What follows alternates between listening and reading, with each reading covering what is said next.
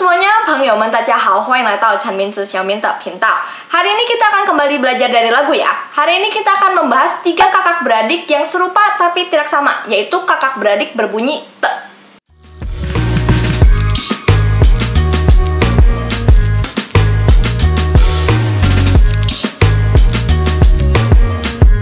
Ketiganya bisa dibaca te. Dan bisa dibilang kalau dalam bahasa lisan itu tidak terlalu memusingkan. Cuman yang sesuatu itu kalau udah di bahasa tulis.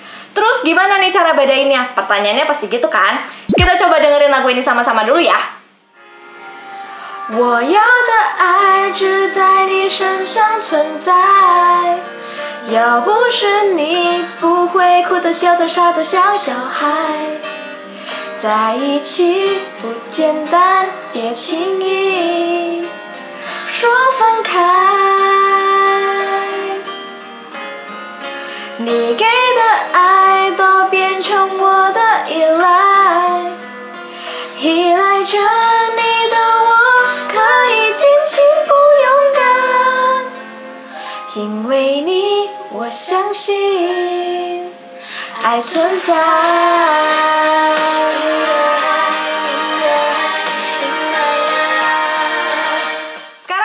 Bahas satu persatu. Kita akan mulai membahas dari yang paling umum dan yang paling sering digunakan, yaitu te yang ini. Secara umum, te yang ini itu selain bisa jadi partikel yang dibaca te, dia juga bisa dibaca ti. Contohnya di kosakata muti. Kalau lagi jadi partikel atau menjelaskan kata benda, te yang ini itu dibacanya te. Contohnya seperti di lirik lagu Hilai Zheni de wo. Te ini paling sering digunakan biasanya untuk menerangkan kata benda. Dia bisa diletakkan di belakang kata apapun, bisa di belakang kata benda. 我的爱人 bisa juga di belakang kata kerja. 你给的爱 bisa juga di belakang keterangan. 漂亮的妈妈 Intinya, nih ya, kalau yang doyan rumus, te yang satu ini rumusnya itu kata benda atau kata kerja atau keterangan plus te plus kata benda. Loh, te yang ini kan udah bisa di belakang kata apapun. Terus untuk apa ada te yang lain lagi? Oke, sekarang kita bahas te yang kedua, te yang ini. Te yang ini selain bisa jadi partikel yang dibaca te, bisa juga dibaca te. Contohnya seperti di kosakata te tao. Bisa juga dibaca te, yang artinya itu harus. Contohnya di kalimat ini, 我得减肥了. Nah, kalau lagi jadi partikel, ya dibacanya tetap te. Contohnya seperti di lirik lagu, 要不是你不会哭的笑的傻的像小孩. Jadi, kalau te yang pertama tadi itu untuk menjelaskan kata benda, te yang kedua ini untuk menjelaskan kata kerja. Untuk menjelaskan kondisi pekerjaan yang dilakukan itu tuh seperti apa, bagaimana terjadinya seperti apa. Kayak di contoh lagu, 哭的笑的傻的像小孩. Maksudnya itu, nangisnya, ketawanya, dibodohinnya sampai seperti anak kecil. Kalau kalimat yang lebih simpel nih, yang biasa kita sering dengar, 他汉语说得很有力. Artinya adalah dia ngomong Mandarinnya lancar banget. Atau kalau mau versi bahasa Indonesia yang lebih EYD gitu ya, dia berbahasa Mandarin dengan lancar. Contoh lainnya, 听了他的笑话我笑得肚子疼. Setelah mendengar lelucon dari dia, saya ketawa sampai sakit perut. Rumusnya itu kata kerja plus te plus keterangan. Lanjut ke te yang terakhir, te yang ini. Te yang ini selain bisa jadi partikel yang dibaca te, bisa juga dibaca ti. Contohnya di kosakata tifang, tuti. Kalau lagi menjelaskan sesuatu, ya dibacanya te. Contohnya kayak di lirik lagu ini nggak ada. Nggak apa-apa, kita ganti pakai lirik lagu yang lain. Kita pakai lirik lagunya Jaichou. 我轻轻地尝一口你说的爱我. 我轻轻地尝一口. Te di sini itu fungsinya untuk menjelaskan keterangan. Konteksnya itu dengan cara apa atau dengan apa, ngapain.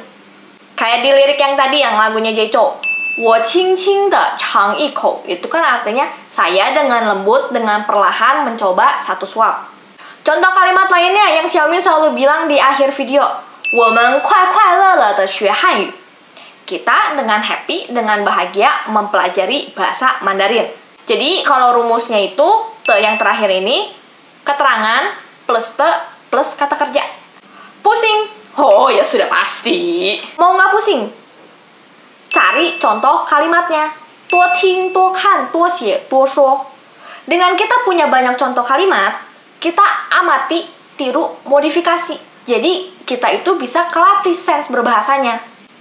Kenapa selama ini kita selalu menganggap belajar bahasa asing itu sulit? Kuncinya itu sebenarnya bukannya di kamu seberapa hafal sama rumus pola kalimatnya, seberapa hafal kamu sama kosakatanya, seberapa hafal kamu sama nadanya, seberapa hafal kamu sama teori bahasanya. Tapi di seberapa sering, seberapa terbiasa kamu dengan bahasa tersebut. Karena pada saat kita mempelajari bahasa asing, kita itu harus bisa nge-switch on off dari pola kalimat bahasa Indonesia jadi pola kalimat bahasa Mandarin.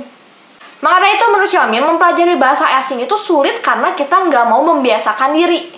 Terlalu terpaku sama teori, tapi nggak mau ngelatih sense berbahasa juga. Jadi yang lebih fokus itu ke hafalan teorinya, tapi nggak mau dipraktekin, nggak mau dicari sense berbahasanya. Nggak cuma belajar bahasa aja, belajar hal lainnya itu harus dibiasain, harus niat, dan harus konsisten. Kalau misalkan nggak ngerti-ngerti atau nggak dapet sense berbahasanya, nah kita itu harus aktif, harus inisiatif, cari tahu, cari cara sendiri. Gimana caranya biar kita tuh bisa memahami hal tersebut. Maka dari itu teman-teman yang lagi belajar bahasa Mandarin, jiayou! Oke teman-teman, videonya hari ini sampai di sini dulu ya. Buat teman-teman yang punya request topik atau punya request lagu lainnya, jangan lupa untuk tulisin di kolom komentar di bawah ya. Dan jangan lupa juga untuk follow TikTok dan Instagram Xiaomin di @senmincha_xiaomin, karena di situ juga banyak konten-konten seru lainnya loh. Bye bye.